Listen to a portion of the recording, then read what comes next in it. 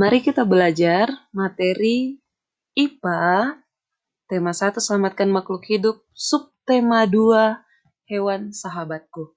Jadi kita masuk subtema 2 hewan sahabatku. Perkembangbiakan hewan. Pada materi minggu yang lalu kita sudah belajar perkembangbiakan tumbuhan. Nah, sekarang kita masuk perkembangbiakan hewan. Setiap hewan memiliki kemampuan berkembang biak. Dengan berkembang biak, hewan dapat melestarikan jenisnya. Perkembangbiakan hewan dibedakan menjadi ovipar bertelur, vivipar melahirkan, dan ovovivipar bertelur melahirkan. Nah, mari kita cari tahu pengertian dari cara perkembangbiakan hewan tersebut. Yang pertama, ovipar. Ovipar adalah hewan yang berkembang biak dengan cara bertelur. Setelah terjadi pembuahan, embrio yang dihasilkan, embrio itu artinya calon makhluk hidup barunya, calon hewan barunya, akan tumbuh dan berkembang di dalam cangkang telur. Jadi ovipar kan bertelur. Jadi anaknya ini yang akan dihasilkan, dia akan tumbuh dan berkembang di dalam telur. Kemudian embrio ini, calon anak ini akan mendapatkan nutrisi dan cadangan makanan dari dalam telur. Contoh hewan yang berkembang biak dengan cara bertelur adalah ini. Bebek, burung, serta ayam. Lalu vivipar. Vivipar adalah hewan yang berkembang biak dengan cara melahirkan. Jadi dia melahirkan anaknya. Tadi kan kalau bertelur itu yang keluar adalah telur. Yang ini dengan cara melahirkan langsung anaknya. Jadi setelah terjadi pembuahan, embrio akan tumbuh dan berkembang di dalam rahim betina. Ini seperti manusia ya.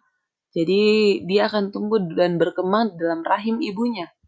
Nah, selama dalam kandungan, embrio tersebut mendapatkan nutrisi dari makanan yang dimakan oleh induknya melalui plasenta.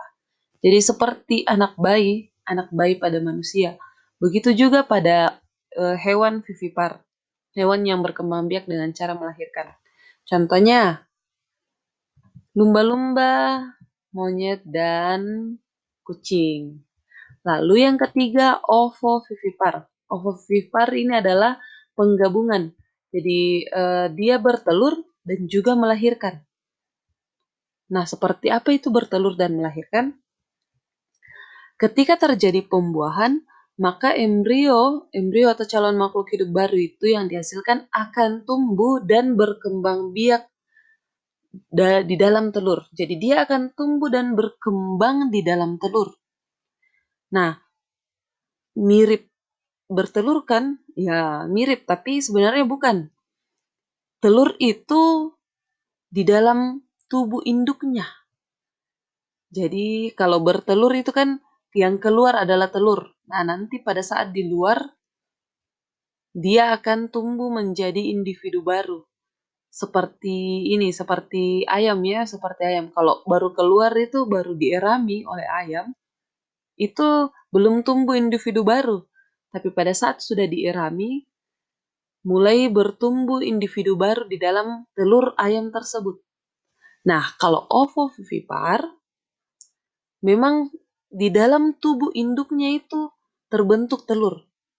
Jadi telur itu di dalam tubuh induk, bukan dikeluarkannya. Dikeluarkan telur itu tidak akan dikeluarkan dari tubuh induknya. Jadi di dalam individu baru itu akan tumbuh di dalam telur, tapi telur itu di dalam tubuh induknya.